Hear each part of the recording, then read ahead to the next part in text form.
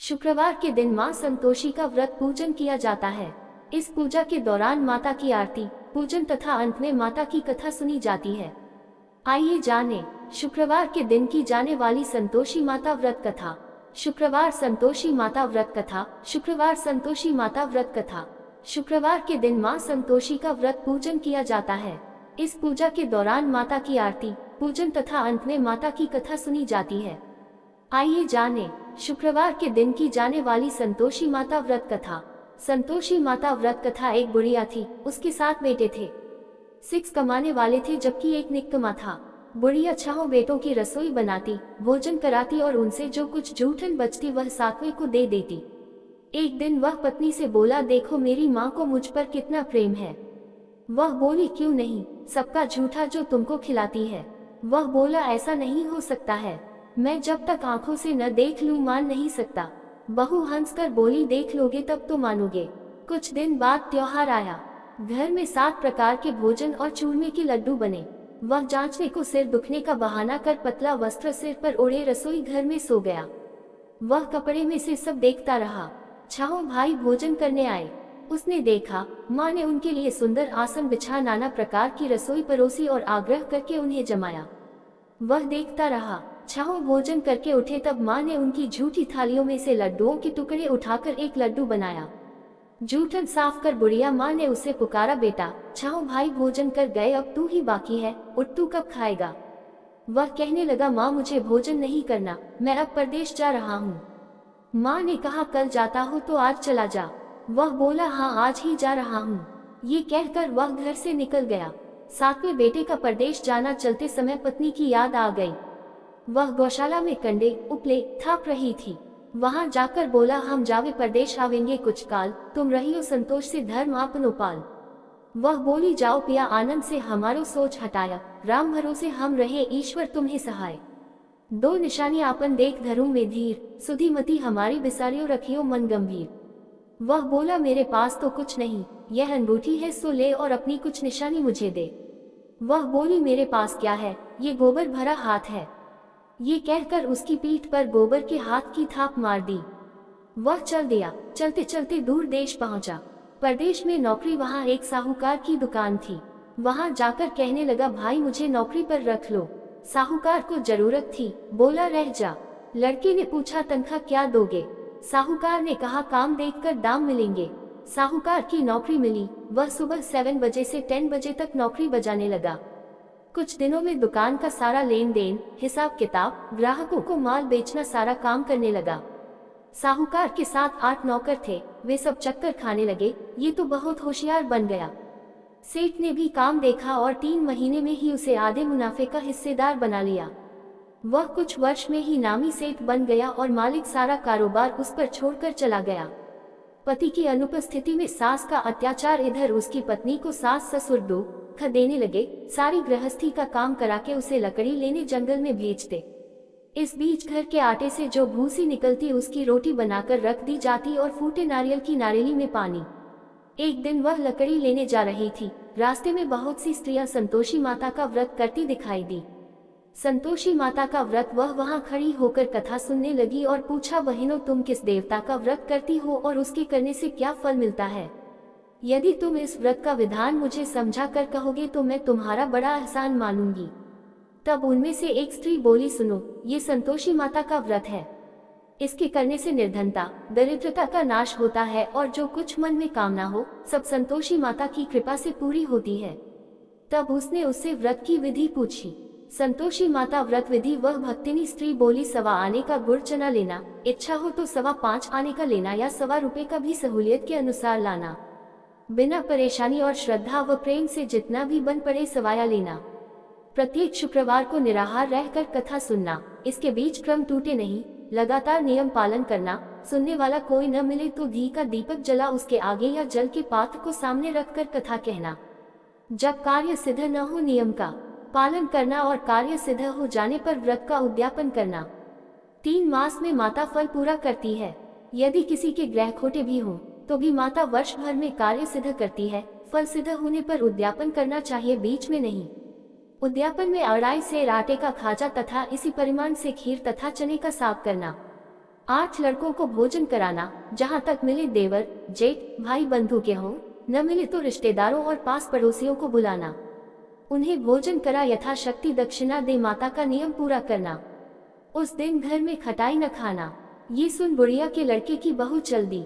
व्रत का प्रण करना और माँ संतोषी का दर्शन देना। रास्ते में लकड़ी के बोझ को बेच दिया और उन पैसों से गुड़ चना ले माता के व्रत की तैयारी कर आगे चली और सामने मंदिर देखकर पूछने लगी, यह मंदिर किसका है?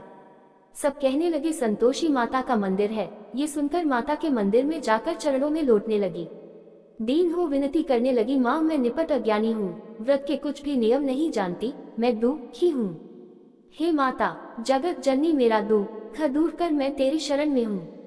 माता को दया आई। एक शुक्रवार बीता कि दूसरे को उसके पति का पत्र आया और तीसरे शुक्रवार को उसका भेजा हुआ पैसा आ पहुँचा। ये देख जेठ जेठानी मुंह लगे। लड़के ताने देने लगे, काकी के पास पत्र आने लगे, रुपया आने लगा, अब तो काकी की खातिर बढ़ेगी। बेचारी सरलता से कहती, भैया कागज आवे रुपया आवे, हम सब के लिए अच्छा है। ऐसा कहकर आंखों में आंसू भरकर संतोषी माता के मंदिर में अमातेश्वरी के चरणों में गिरकर रोने लगी। माँ मैंने तुमसे पैसा कब मांगा है? मुझे पैसे से क्या काम है? मुझे तो अपने सुहाग से काम है। मैं तो अपने स्वामी के दर्शन मांगती हूँ। तब माता ने प्रसन्न होकर कहा, जा बेटी तेरा स्वामी आएगा। ये सुनकर खुशी से बावली होकर घर में जा काम करने लगी। अब संतोषी माँ विचार करने लगी, इस भोली पुत्री को मैंने कह तो दिया कि तेरा पति आएगा, लेकिन कैसे? वह तो इसे स्वप्न में भी याद नहीं करता। उसे याद दिलाने को मुझे ही जाना पड़ेगा। इस तरह माता जी उस बुढ़िया के बेटे के पास जा स्वप्न में प्रकट हो कहने लगी, साहूकार के बेटे सो रहा है या जागता है? वह कहने लगा, माता सोता भी नहीं जागता भी नहीं हूँ, कहो क्या आ गया है? माँ कहने लगी, तेरे घर बार कुछ है कि नहीं? वह बोला, मेरे पास सब कुछ है, माँ बाप है, बहू है, क्या कमी है? माँ बोली, भोले पुत्र तेरी बहू घोर कष्ट उठा रही है, तेरे माँ बाप उसे परेशानी दे रहे हैं, वह तेरे लिए तरस रही है, तू उसकी सुध ले। वह बोला, हाँ माताजी ये तो मालूम है, परंतु जाऊं तो कैसे? परदेश की बात है, लेन देन का कोई हिसाब नहीं, कोई जाने का रास्ता नहीं आता, कैसे चला जाऊं? माँ कहने लगी, मेरी बात मान, सवेरे नहा धोकर संतोषी माता का नाम ले, घी का दीपक जला दंडवत कर दुकान पर जा बैठ। देखते देखते सारा लेन देन चुक जाएगा, जमा का माल बिक जाएगा, सांझ होते होते धन का भारी ढेर लग जाएगा। अब बूढ़े की बात मानकर वह नहा धोकर संतोषी माता को दंडवत घी का दीपक जला दुकान पर जा बैठा। थोड़ी देर में देने वाले रुपया लाने लगे, लेने वाले हिसाब लेने लगे। कोठे में भरे सामान के खरीददार नकद दाम दे सौदा करने लगे। शाम तक धन का भारी ढेर लग गया। मन में माता का नाम ले चमत्कार देख प्रसन्न हो घर ले जाने के वास्ते गहना कपड़ा सामान खरीदने लगा। यहाँ काम से निपट तुरंत घर को रवाना हुआ। उधर उसकी पत्नी जंगल में लकड़ी लेने जाती है, लौटते वक्त माताजी के मंदिर में विश्राम करती। वह तो उसके प्रतिदिन रुकने का जो स्थान ठहरा। धूल उड़ती देख वह माता से पूछती है, हे माता ये धूल कैसे उड़ रही है? माता कहती है, हे पुत्री तेरा पति आ रहा है, अब तू ऐसा कर लकड़ियों के 3 बोझ बना ले, एक नदी के किनारे रख और दूसरा मेरे मंदिर पर व तीसरा अपने सिर पर। तेरे पति को लकड़ियों का गट्ठर देख मोह पैदा होगा, वह यहाँ रुकेगा, नाश्ता पानी खाकर माँ से मिलने जाएगा, तब तू लकड़ियों का बोझ उठाकर जाना और चौक में गट्ठर डालकर जोर से आवाज लगाना, लो सासू जी लकड़ियों का गट्ठर लो, भूसी की रोटी दो, नारियल के खेपड़े में पानी दो, आज मेहमान कौन आया है? माताजी से बहुत अच्छा कहकर वह प्रसन्न मन से लकड़ियों के 3 गट्ठर बनाई, एक नदी के किनारे पर और एक माताजी के मंदिर पर रखा। इतने में मुसाफिर आ पहुंचा। सूखी लकड़ी देख उसकी इच्छा उत्पन्न हुई कि हम यहीं पर विश्राम करें और भोजन बनाकर खा पीकर गांव जाएं। इसी तरह रुककर भोजन बना, विश्राम करके गांव को गया, सबसे प्रेम से मिला। उसी समय सिर पर लकड़ी का गट्ठर लिए वह उतावली सी आती है। लकड़ियों का भारी बोझ आंगन में डालकर जोर से 3 आवाज देती है, लो सासू जी लकड़ियों का गट्ठर लो, भूसी की रोटी दो, आज मेहमान कौन आया है? ये सुनकर उसकी सास बाहर आकर अपने दिए हुए कष्टों को भुलाने हेतु कहती है, बहू ऐसा क्यों कहती है? तेरा मालिक ही तो आया है, आ बैठ, मीठा भात खा, भोजन कर, कपड़े गहने पहन। उसकी आवाज सुन उसका पति बाहर आता है, अंगूठी देख व्याकुल हो जाता है। माँ से पूछता है, माँ ये कौन है? माँ बोली, बेटा ये तेरी बहू है, जब से तू गया है तब से सारे गांव में भटकती फिरती है, घर का काम काज कुछ करती नहीं, 4 पहर आकर खा जाती है।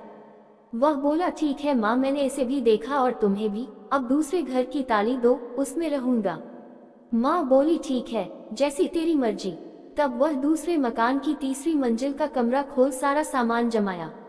एक दिन में राजा के महल जैसा ठाट बाट बन गया।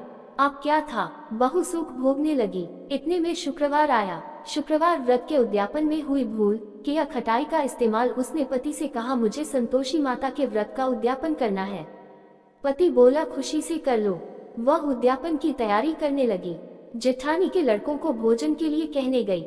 उन्होंने मंजूर किया, परंतु पीछे से जेठानी ने अपने बच्चों को सिखाया, देखो भोजन के समय खटाई मांगना, जिससे उसका उद्यापन पूरा न हो।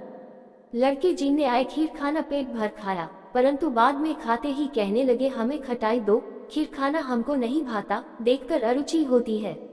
वह कहने लगी भाई खटाई किसी को नहीं दी जाएगी, ये तो संतोषी माता का प्रसाद है। लड़के उठ खड़े हुए, बोले पैसा लाओ। बोली बहू कुछ जानती नहीं थी, उन्हें पैसे दे दिए। लड़के उसी समय हट करके इमली खटाई ले खाने लगे। ये देखकर बहू पर माताजी ने कोप किया।